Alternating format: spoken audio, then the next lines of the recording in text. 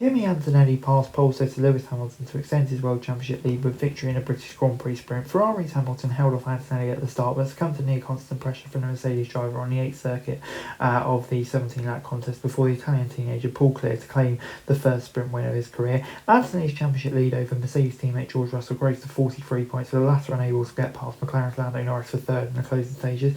Antonelli said the momentum is there, we're doing a great job together with the team, but we cannot let our guard lower. Lewis and Ferrari are doing an incredible job. Red Bull and McLaren are coming and George is super quick. We just need to keep raising that bar and keep delivering performances. Antonelli finished 2.7 seconds clear of Hamilton, and the pair are on a league of their own with a further 7-second gap to Norris behind. Norris came out on top of a thrilling 5-car battle, with Russell finishing ahead of Leclerc.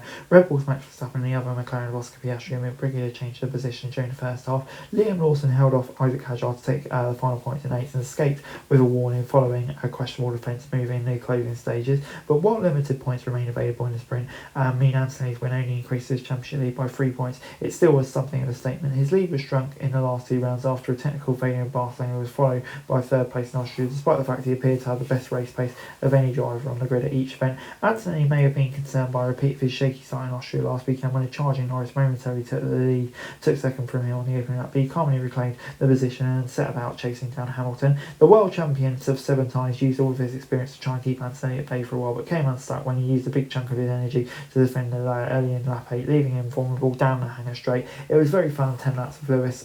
We were both pushing it hard, said Antonelli. When I got the overtake, I knew my chance was coming out of turn 4. I was very close, so I went alongside Brooklands, but he used the boost, so I decided to wait. Going into so I used everything I had, and I was able to overtake. From that point on, I tried to get into my rhythm and tried to break the overtake mode, which you get when you're in a second in front, and bring it home. Hamilton was unable to apply any serious pressure, with Antonelli gradually pulling clear to take the checkered. Antonelli ultimately greens victory, while Russell battled in the secondary battle. These are Brett needing a response in qualifying, but to avoid kind of losing the momentum he built in Austria. Hamilton moves within 4 points of Russell in the driver's standing, and it appears to be Mercedes' most likely challenger, with the 9-time British Grand Prix winner continuing to be in complete control of his Ferrari. Hamilton, it was a tough race to keep the Merc behind. I did say there was potentially a case yesterday, and obviously we were being so windy there. Big headwind down the straight, he came flying past.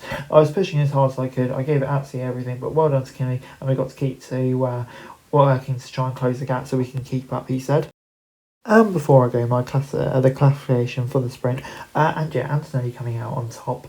Yeah, I mean, it's a fantastic drive from him, wasn't it? I think, really took it on and got what he deserved. Hamilton in second, probably the best the car could do. Obviously disappointing not to hold pole, but, still a great result. Norris as well, I don't really know how he got that high, but, really solid from him. I think Russell will be disappointed with the gap to his teammate, and Jen not even being able to beat Norris. He needs to bounce back, as does Leclerc, who is a way off, but I think showed some best pace in the second half of the race. Verstappen in 6, I mean, yeah, Red Bull just not really having the pace, going backwards. Kind of similar story for Piastri, to be fair. Lawson, I mean, it's a shaky defence. I'm surprised he didn't get a penalty for that, but it's still a point, isn't it? Solid job from him. Hadjar will be frustrated to miss out. It's those Red Bull starts that are really costing them. Lindblad intense, not quite on the pace of his teammate, and then from there down, I mean, Alpine, looking in positions to maybe challenge for points in the race, but obviously with the top 8 it's very hard. Then you've got Audi and Haas, who have been struggling a bit recently, and unfortunately for the back 3 teams, Williams, Cadillac and Aston Martin, I mean, yeah, very slow, and it's looking like it's going to be a tough old race for them. So anyway guys, that's it for this video. Thanks very much for watching. Remember to like, share and subscribe. Follow us on our socials, link in the description below for daily F1 news, meme and content.